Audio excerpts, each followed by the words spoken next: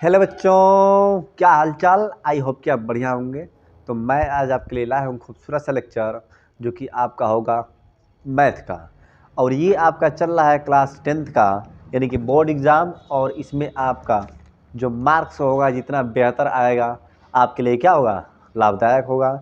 लाभदायक का मतलब कि आपके लिए क्या होगा, बेस्ट होगा। ठीक, तो मैं आशा करता हूँ कि आप लोगों का जो एग्ज़ाम की तैयारी चल रही होगी एकदम बेस्ट चल रही होगी। और यही एक समय है आपको कुछ कर दिखाने का, कुछ कर गुजरने का। ठीक, तो आप अपने तैयारी को बेस्ट रखे रहिए। और देखिए, एक बात कही जाती है कि अपने वर्क को इतना बड़ा कर दो, अपने वर्क को और अपनी सफलता को इतना बड़ा कर दो कि देखने वालों की नज़रें छोटी पड़ जाए। ठीक है, अपने वर्क को और अपने सफलता को इतना बड़ा कर दो कि देखने वालों की नज़रें क्या पड़ जाए, छोटी पड़ जाए। और जिस कार्य को तुम करो, जिस कार्य को तुम करो वो कार्य को एहसास हो कि नहीं, हमको करने वाला कोई शेर कर रहा है, कोई बड़ा आदमी कर रहा है, कोई बेस्ट कर रहा है। ठीक है, चलो हम लोग क्या करते हैं कि आगे बढ़ते हैं। और इसी के साथ हम लोग का जो नेक्स्ट टॉपिक हो सकता है, कोई क्वेश्चन हो सकता है, कुछ भी हो सकता है, लेकिन रिवीजन करेंगे। ठीक है, देखिए, अच्छा उस दिन मैं आपको बता रहा था, ठीक है ना, कि समांतर माध्य में प्रत्यक्ष विधि से बता दिया था।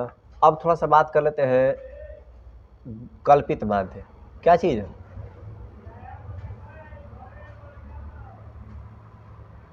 कल्पित माध्य, ठीक है ना। कल्पित माध्य से समांतर माध्य, बस मैं ये देख लूँ कि आ रहा है ना। हाँ ठीक, कोई दिक्कत नहीं है। यानी कल्पित माध्य से हम लोग क्या ज्ञात करेंगे, समांतर माध्य। तो सबसे पहली बात कि यहाँ पर x1 माइनस x2 कर देंगे। यानी कहने का मतलब कि यहाँ पर वर्ग अंतराल आपका दिया रहेगा। ठीक है, क्या दिया रहेगा, वर्ग अंतराल। यहाँ पर क्या दिया रहेगा, बारंबारता।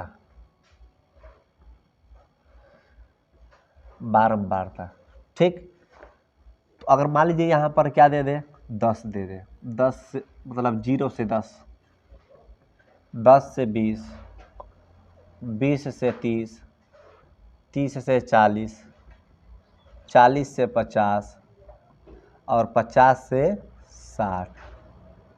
ठीक है, इस प्रकार से अगर दे दे और उसके बाद यहाँ पर फिर बारंबारता आपका दे दे। बारंबारता क्या दे भाई, अरे काहे लिए कर रहा है, अरे तुम, चलो भाई यहाँ पर क्या बारंबारता दे दे, 3, 5, 4, 3, 2, 5। ठीक है ना, ये आपका क्या दे दे, बारंबारता दे दे। तो सबसे पहले करना क्या है, यहाँ पर पद ज्ञात करना है, यानी इसको क्या कहेंगे हम लोग, पद। तो पद को ज्ञात करने के लिए इन दोनों का योग बटे में 2 कर दो, यानी कि आधा कर दो। ठीक है भाई, इन दोनों का हम लोग क्या कर लेंगे, इन दोनों का जोड़ और आधा कर लो तो कितना हो जाएगा, 5। उसके बाद फिर कितना हो जाएगा, 15। दोनों को जोड़ेंगे तो 30 बटे में 2, 15। इन दोनों को जोड़ेंगे तो 25, इन दोनों को जोड़कर आधा करेंगे तो 35, इनको 45 और इसको 55। इतना बात हो गया। जब पद ज्ञात हो जाता है तो यहाँ पर क्या करते हैं, यहाँ पर हम लोग क्या करेंगे ना कि कल्पित मान, मतलब इसमें हम लोग कोई भी एक मान लेते हैं। क्या मान ले, इसमें से कोई भी आप एक मान लीजिए। आप कोई भी मान लेंगे तो आपका काम बढ़ जाएगा। ठीक है ना, यही हम लोग क्या कहते हैं, कल्पित माध्य। तो मान लेते हैं कि 25, आप 15 मान लीजिए, 25 मान लीजिए, 35, 45, यहाँ पर 55। ठीक है, आप कुछ भी मानिए, आपका जवाब आएगा। लेकिन मैं जिस तरह से बता रहा हूँ उस तरह से आपको करना पड़ेगा। यहाँ से आप जब 25 मान लिए हैं तो यहाँ पर क्या करेंगे कि d बराबर a माइनस एक्स।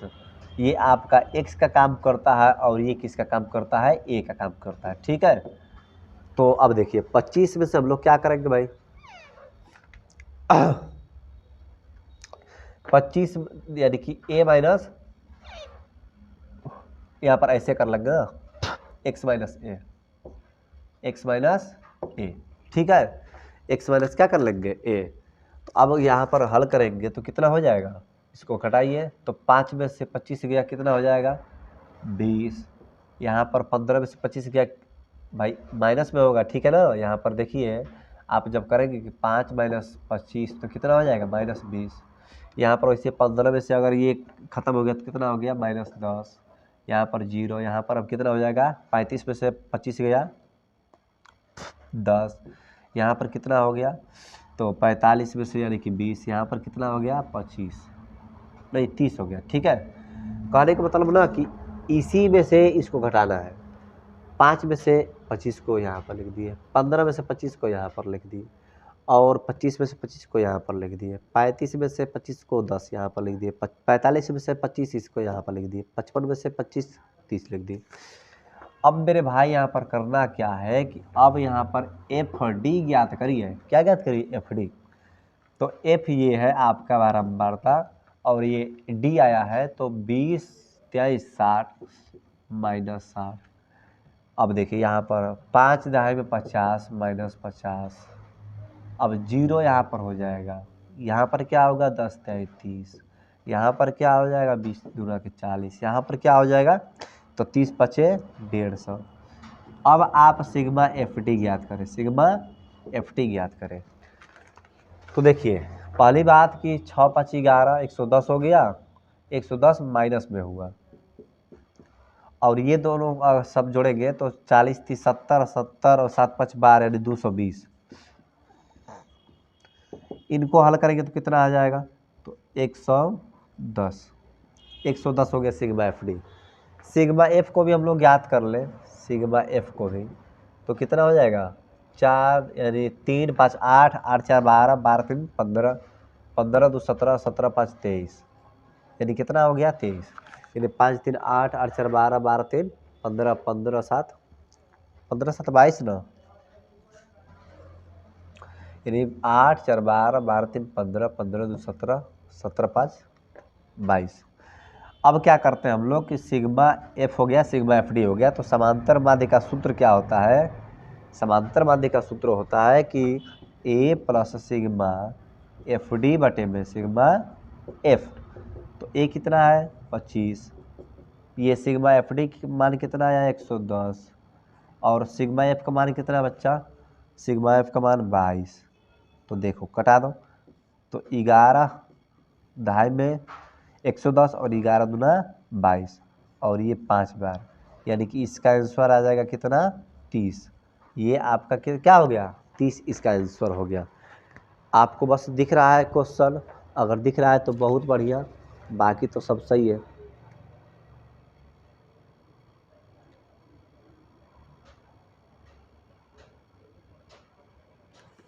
ठीक, आप जल्दी से इसको नोट कर लीजिए।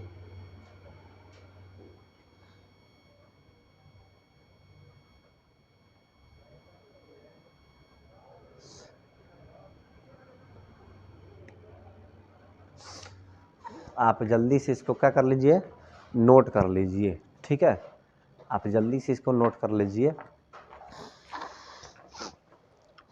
ठीक, ये आपका कौन सा विधि रहा कल्पित माध्य विधि, ठीक है ना। इसमें क्या करेंगे कल्पित माध्य विधि करेंगे, कल्पित माध्य विधि। ठीक, जब इतना बात हो गया आप करेंगे क्या, अगर यही में अगर बस कह देना कि पग विचलन, क्या कह दें पग विचलन, पग विचलन। तो मेरे भाई ध्यान देना यहाँ पर हम करेंगे क्या, हम करेंगे क्या उस समय कि अब क्या करेंगे हम लोग ना। अच्छा इस समय याद रखिएगा 30 आया है ना 30, इसमें हम क्या करेंगे कि हम जब u ज्ञात करेंगे ना तो d में जब h से भाग दे देंगे तो हमको u आ जाएगा, समझे। d हम लोग का जो ज्ञात है उसमें हम लोग जब h से भाग यानी h का मतलब कि दोनों के बीच का अंतर, इनके दोनों के बीच का अंतर, इनके दोनों के बीच का अंतर, तो 10 10 का अंतर है ना। तो हम लोग d में 10 का भाग दे दें तो देखो 20 -20 में 10 का भाग देंगे तो -2, इसका भाग देंगे तो -1, इसका 0, इसका 1, इसका 2, इसका 3, सब में 10 का भाग देना है। क्यों, क्योंकि जब ये d का मान है और d में जब h यानी कि इनका अंतर से भाग दे देंगे तो हम लोग का u आ जाएगा। अब ज्ञात क्या करेंगे सिग्मा एफ यू, क्या ज्ञात करेंगे मतलब एफ यू ज्ञात करेंगे। एफ यू का मतलब क्या है कि हाँ एफ यू का मतलब ये है ना कि 5 दूना के 10 ये 15 एकम 15, ये 25, अरे नहीं एफ, ये एफ नहीं ना, एफ यहाँ पर है, देखिए एफ यहाँ पर है, 3 दूना के -6, 5 एकम -5। भाई ये यू है और ये एफ है, ध्यान दीजिएगा, ठीक है ना। और 4 0 0, 3 दहाई मतलब 3 एकम 3, और यहाँ पर कितना हो जाएगा, 2 दूना के 4, यहाँ पर कितना हो जाएगा, 5 तिहाई 15 हो गया, 6 5 11 हो गया, और 15 और 7 कितना हो गया, 22, 22 में से 11 गया 11, ठीक। तो ये हो गया sigma F D, F you हो गया, सिग्मा एफ यू हो गया 11। सूत्र क्या होता है एक्स का, किससे, पग विचलन से, कि सिग्मा मतलब ए प्लस, ये तो माने ही हम लोग ए, सिग्मा एफ यू बटे में सिग्मा एफ गुणे एच, ठीक है ना। ए का मान कितना बच्चा, ए का मान है 25, एफ यू का मान कितना है 11, एफ का मान कितना है 22, और एच का मान कितना है 10, 22 पचे 110, और ये हो जाएगा 25 5 30। फिर से आपका आंसर क्या हो गया, उतना ही आ गया। इतना बात क्लियर है ना।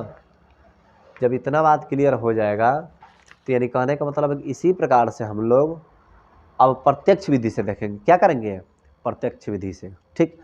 कल्पित माध्य हो गया, पग विचलन हो गया, एक फिक्स है 4 या 5 नंबर का, इस प्रश्न से एक फिक्स है 4 अथवा 5 नंबर का, आपको हर हाल में देख कर जाना होगा, आपको हर बार देख कर जाना होगा, ठीक है ना।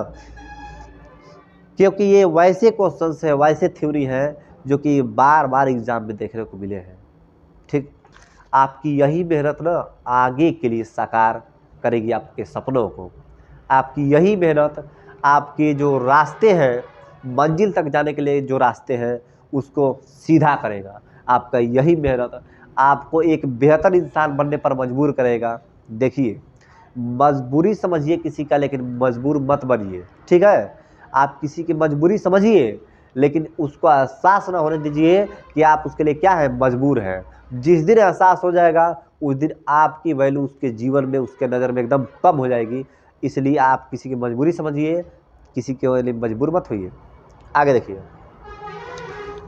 अब थोड़ा सा बात करते हैं हम लोग प्रत्यक्ष विधि। क्या चीज़, प्रत्यक्ष विधि। इस तरह से भी 30 आ गया ना। अब हम लोग प्रत्यक्ष विधि में इतना कुछ नहीं करते हैं, बस डायरेक्ट करते क्या है, गुणा करो एफ एक्स,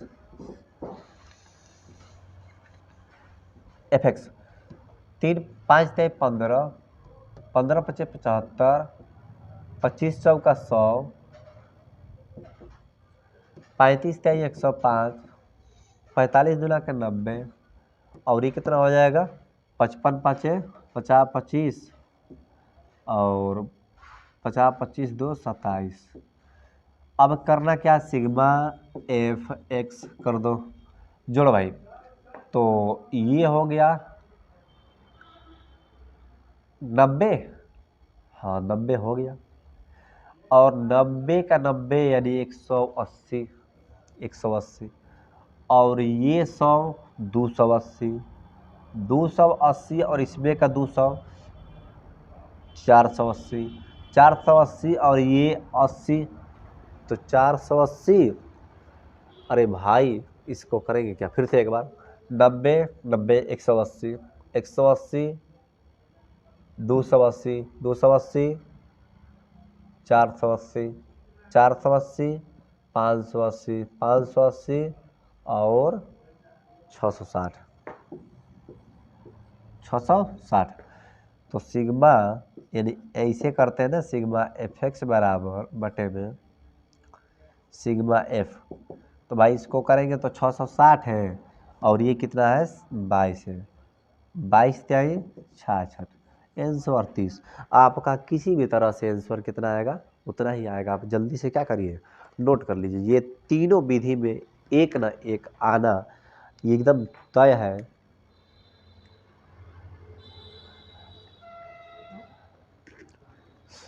ये आपका क्या कहलाता है, पग विचलन। भाई वीडियो बढ़िया आना चाहिए और कुछ नहीं, ठीक है ना। और मेरा जो कंटेंट है जो मैं बोल रहा हूँ ये इसे कहते हैं हम लोग प्रत्यक्ष विधि।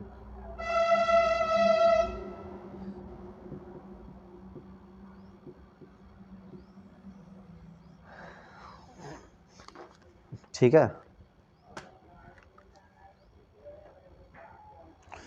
एक क्वेश्चन है जो कि एग्ज़ाम में बहुत बार आता है, ठीक है ना, और बच्चे भी मुझसे बहुत बार क्वेश्चन पूछे हैं, तो इसको मैं बता देता हूँ, ठीक है। देखिए, इसको मैं मिटा दूँ अब।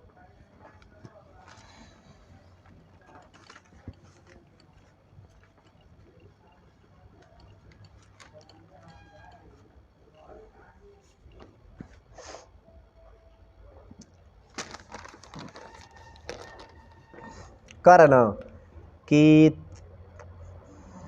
एक समकोण त्रिभुज है,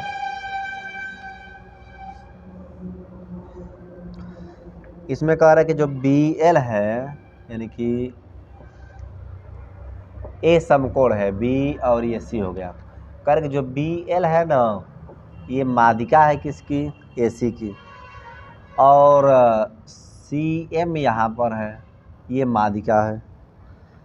कह रहे कि सिद्ध कीजिए ना कि 4BL का स्क्वायर, 4BL का स्क्वायर बराबर 4BL का स्क्वायर प्लस CM का स्क्वायर बराबर 5BC का स्क्वायर, यही सिद्ध करना है। यानी कि 4BL का स्क्वायर प्लस 5 मतलब वही CM का स्क्वायर बराबर BC का स्क्वायर। LHS हम लोग देखते हैं, ठीक है ना। LHS चूँकि दिया है कि 4BL का स्क्वायर प्लस CM का स्क्वायर, ठीक है, इसको लाना है RHS। तो 4 तो हम लिख लिए, यहाँ पर करेंगे क्या कि जो BL है ना, BL यहाँ पर दिख रहा है BL, तो BL के लिए देखो, हम देखें तो त्रिभुज ALB, यानी ALB जो छोटा वाला है, इसमें BL क्या कर रहा है? कर्ण का काम कर रहा है। इसके बदले में मैं लिख सकता हूँ कि AL का स्क्वायर प्लस AB का स्क्वायर, यानी AL का स्क्वायर प्लस AB का स्क्वायर हो गया। भाई BL तुम्हारा है, कर्ण का काम कर रहा है छोटे त्रिभुज में, तो AL का स्क्वायर प्लस AB का स्क्वायर प्लस, अब देखिए CM के लिए क्या करेंगे? CM के लिए तो ये भी छोटे त्रिभुज में कर्ण का काम कर रहा है, तो CM का स्क्वायर के लिए AM का स्क्वायर प्लस AC का स्क्वायर, तो AM का स्क्वायर प्लस AC का स्क्वायर हो गया 4। अब सुनिए, जो AL हम लिखे हैं AL, वो तो इसका मध्य बिंदु है ना L, तो AL जो है AL वो AC/2 लिख देते हैं, AC/2 और इसका स्क्वायर प्लस AB को ऐसे ही लिख देते हैं, और AM जो दिख रहा है AM, कहाँ AM है? AM AB का क्या है?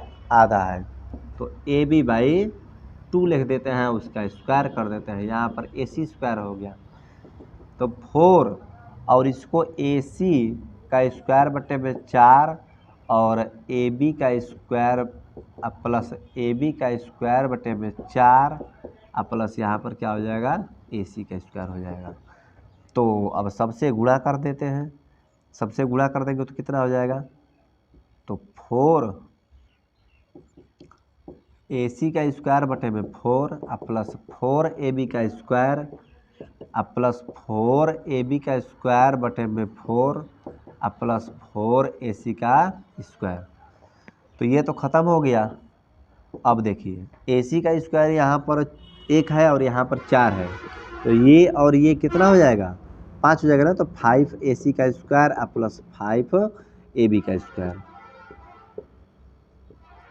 तो 5 कॉमन लेंगे तो AC का स्क्वायर प्लस क्या हो जाएगा? AB का स्क्वायर। अब देखिए AC का स्क्वायर प्लस AB का स्क्वायर क्या लिख सकते हैं? BC का स्क्वायर, तो 5 BC का स्क्वायर, और ये क्या करना था? सिद्ध करना था RHS, आप लिख सकते हैं, ठीक है ना। आप इतना बात को ध्यान दीजिएगा।